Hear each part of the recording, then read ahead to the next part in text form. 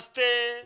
आज का विषय है कुछ पाने की चाह में, सुख पाने की चाह में दुख से नाता जोड़ लेते हैं और वो भी अस्थाई रूप से। दुख आपका परमानेंट साथी हो जाता है और सुख दूर दूर तक कहीं नजर नहीं आता। जानते हैं क्यों? इस दुनिया में 95% लोग ये सोचते हैं कि मैं कुछ प्राप्त कर लूंगा तो खुश हो जाऊंगा और सुखी जीवन व्यतीत करूंगा, जबकि होता ठीक इसके विपरीत है। कुछ पाना ही है, कुछ पा तो लेते जरूर हैं और उसके बाद जो उनको सुख मिलती है वो क्षणिक होती है। उसके बाद दूर दूर तक नाता उनका दुख से जुड़ जाता है, वो भी अस्थाई तौर पे। तो साथियों, 95% लोग कुछ पा लेंगे उसके बाद खुश हो जाएंगे, इस तरह सोचते हैं। मैं सोचता हूं कि क्यों ना पहले खुश हुआ जाए। खुश रहने के बाद ही आप वो सब कुछ प्राप्त कर सकते हैं जो आपका डिजायर है, जो आप पाना चाहते हैं। आप दुखी होकर के कुछ नहीं प्राप्त कर सकते। आप दुखी होकर के कहीं कोई प्रार्थना कर लो, वो प्रार्थना नहीं मानी जाती है। प्रार्थना आपकी तभी मानी जाएगी जब आप सुखी होगे, जब आप खुश होगे, खुश रहना सीखोगे।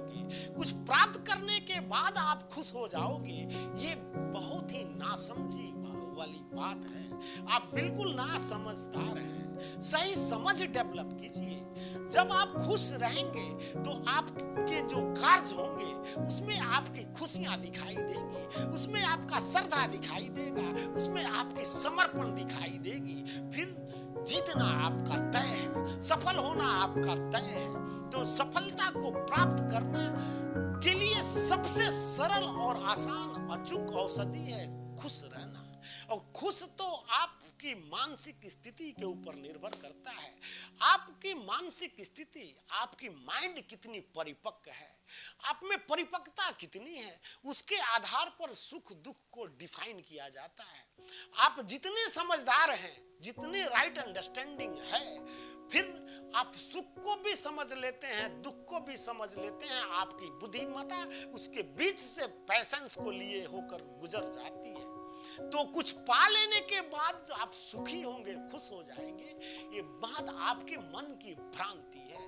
पहले तो आपके हाथ में जो है, आपके बस में जो है, वो है सुख और दुख।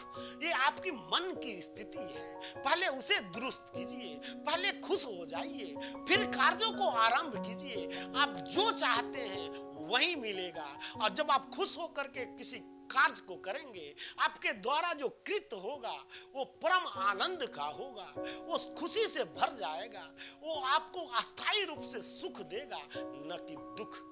तो मेरे बात को थोड़ा ध्यान दीजिए। 95% लोग, सभी लोग कुछ पा लेंगे उसके बाद खुश हो जाएंगे, ऐसा सोचते हैं। जबकि होता कुछ ऐसा है कि पहले आपको सुखी होना पड़ता है, तब प्राप्त करना पड़ता है, फिर आपकी जय जय होती है। तो पहले सुखी होना सीखिए, पहले खुश रहना सीखिए, पहले खुश होइए, फिर देखिए चमत्कार घटित हो जाएगी। फिर आप परम आनंद को प्राप्त कर लेंगे, फिर आप खुश ही खुश रहेंगे। तो सुखी होना आपका तय है। गलत अर्थ निकालकर, गलत विचारों के वजह से आप इस तरह सोचते हैं और सुख तो पाना दूर, आपके दुख से नाता जुड़ जाता है और वो भी अस्थायी रूप से आप दुखी हो जाते हैं। तो साथियों, जब भी सुबह आप जगो तो ये ध्यान होना चाहिए कि आज मैं कुछ अच्छा करूंगा, कुछ अच्छा सोचूंगा, कुछ अच्छा देखूंगा, कुछ अच्छा सीखूंगा। फिर देखिए आपका पूरा दिन बहुत अच्छा होने की संभावना बढ़ जाती है।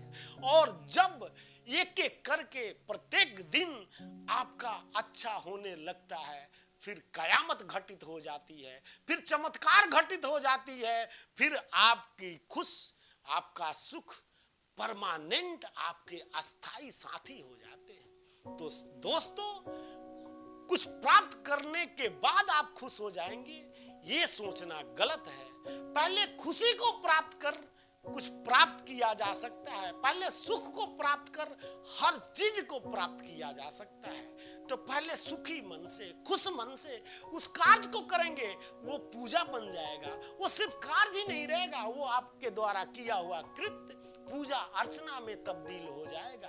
आप किसी थके हुए, किसी हारे हुए, किसी डल, किसी भोदू व्यक्ति को पसंद नहीं करते, लेकिन कोई इनर्जेटिक है, कोई तेज तरार है, उसे आप जरूर पसंद करते हैं। आप जरा विचार कीजिए तो आप कैसे सोच लेते हैं कि ये चीजें आपको प्राप्त हो जाएंगी तो आप खुश हो जाएंगे। ये बस आपके मन की भ्रांति है। खुश होना है तो पहले अपने दिमागी रूप से इस पर गहन विचार करो।